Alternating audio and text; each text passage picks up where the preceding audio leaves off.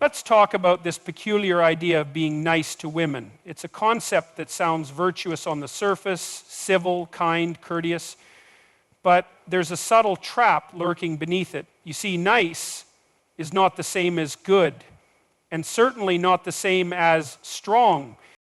Young men often mistake niceness for moral virtue.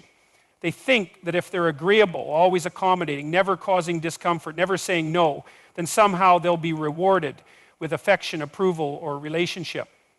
That's a delusion. It's a distortion of maturity and responsibility. Nice is not the same as good.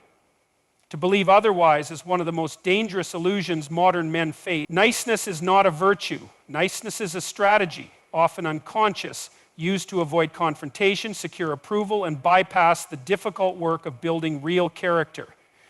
It's the behavioral mask worn by those who haven't yet learned that goodness demands strength, not submission. People don't grow by being agreeable, they grow by confronting reality, including its discomfort, chaos, and complexity.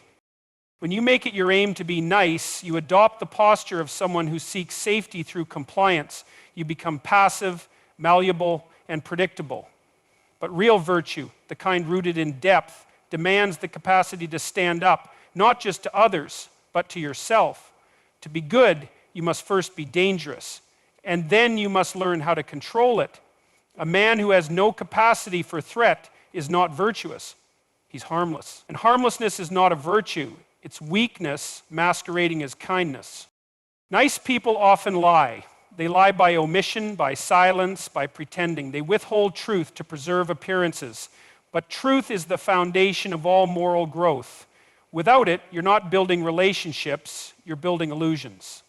Niceness puts comfort before honesty, and in doing so, it erodes trust, clarity, and authenticity. People sense this. They feel when they're being placated rather than respected. The result is not admiration, it's quiet dismissal. Nice men are often resentful men because they believe their niceness entitles them to rewards, love, attention, validation, and when those rewards don't come, the illusion shatters. They feel betrayed. But they were never making honest deals to begin with. They were negotiating silently, acting out a performance, expecting life to play along with their script. When it doesn't, the bitterness grows. Resentment is the shadow of suppressed truth. You cannot be whole while pretending to be what you're not. Being nice is frequently about fear of rejection, fear of failure, fear of standing alone. So instead of becoming someone who speaks clearly, lives with conviction, and accepts the cost of authenticity, you shrink yourself into an image you think others want, but real power, real self-respect, only emerges when you abandon the need to be liked and embrace the call to be honest. It's the honest man who can be trusted, not the agreeable one. Niceness avoids boundaries. It says yes when it should say no. It allows disrespect in the name of keeping peace. But peace without boundaries is not peace, it's erosion. You lose your edges. You lose your clarity. Eventually, you don't know who you are without someone else's approval. And that is a hollow, unstable place to live. People may smile at you, but they won't respect you. Respect is earned through self-definition, not self-sacrifice. Goodness requires confrontation with yourself, with others, with systems, with lies. The good man tells the truth when it's hard. He sets boundaries when it's uncomfortable. He defends what matters when it's at risk. He doesn't pretend to feel what he doesn't. He doesn't hide behind politeness. He risks being disliked in order to remain rooted in principle. And ironically, this is what draws others to him, because courage is magnetic. Truth has gravity. Niceness avoids responsibility. It wants the appearance of virtue without the burden of action. It wants to be thought of as kind without doing the hard work of discipline, integrity, and delayed gratification. But growth only happens under pressure. If you want to be truly good, you have to earn it through effort, through humility, through struggle. That's the cost of moral development. You don't get there by nodding along with what's easy. A man who is merely nice cannot protect, cannot lead, cannot inspire. He may be liked in passing, but he won't be trusted in crisis. Because when challenge comes, and it always comes, the nice man crumbles. He's built on compliance, not conviction.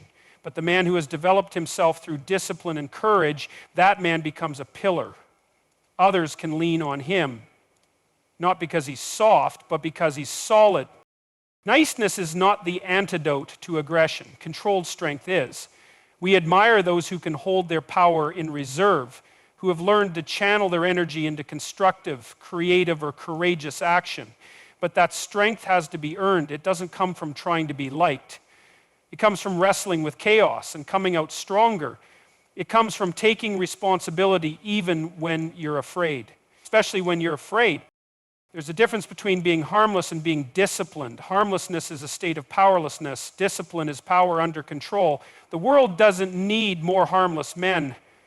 It needs men who are capable of great strength and who choose to use it wisely. Niceness won't get you there.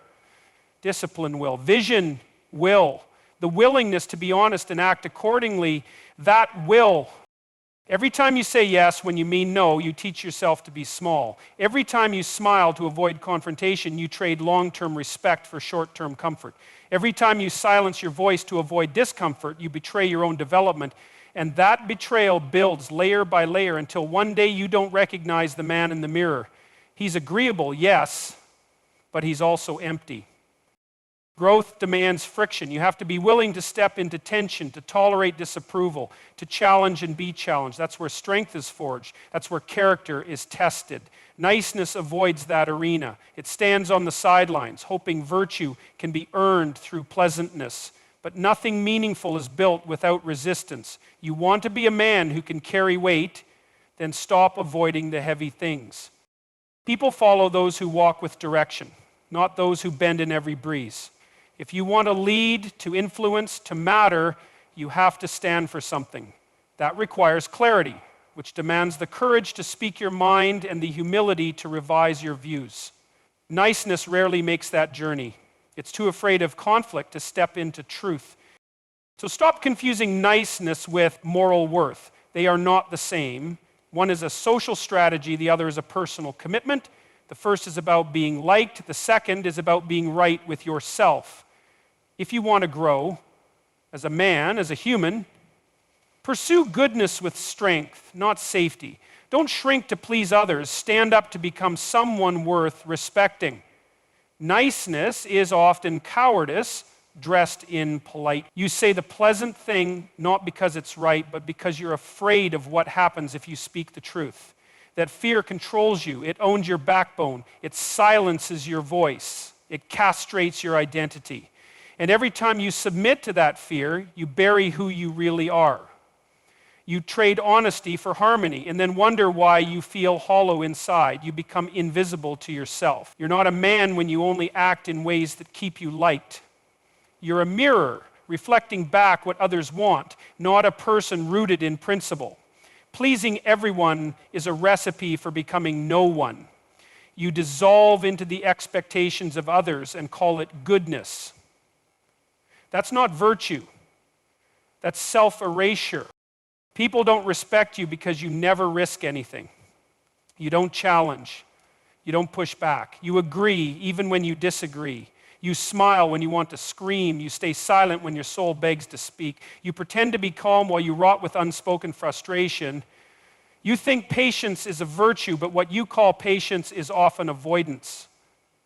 You avoid clarity because clarity creates tension, and tension requires strength. You haven't cultivated the strength to stand alone, so you sacrifice your voice for the illusion of acceptance.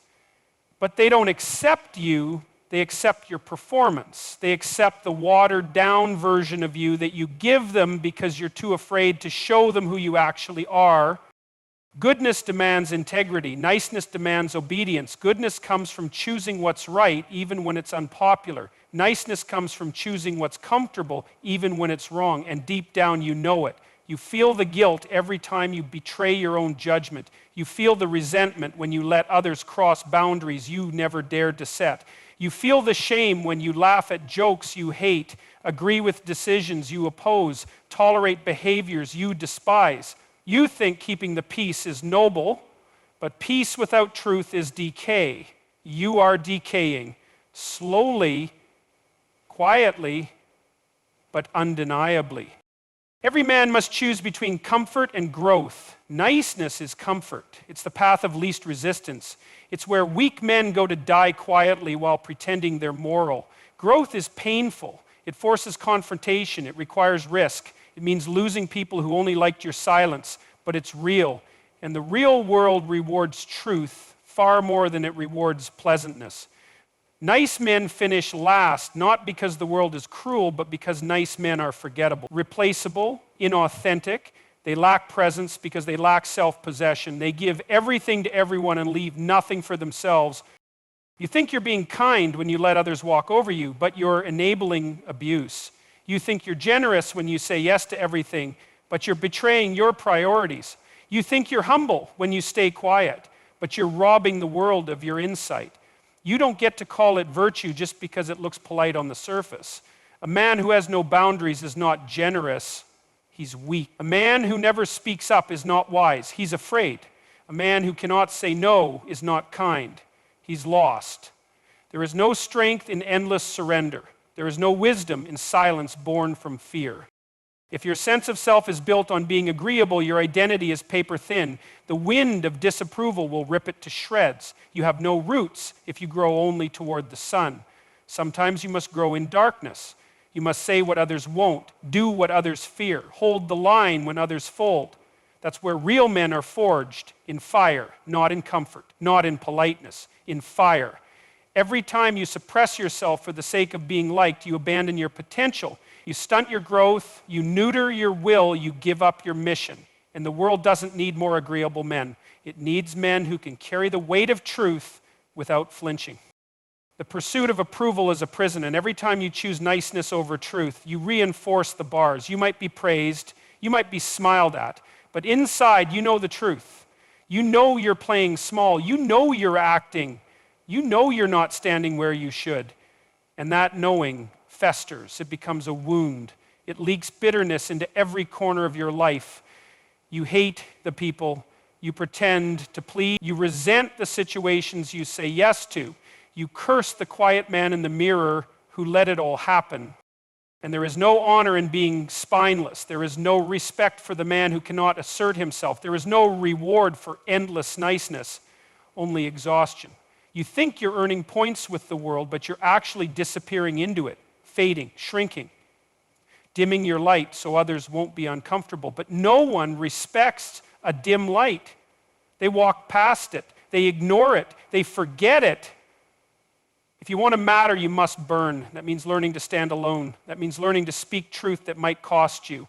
That means choosing growth over ease. Niceness is manipulation in disguise. You're not kind, you're calculating. You give in order to get, you agree to avoid. You serve to be seen. You shapeshift for survival, but people know when you're hiding. They feel it. They don't trust it. They won't follow it. Real leaders don't seek approval, they seek truth. Real strength doesn't need permission, it demands respect.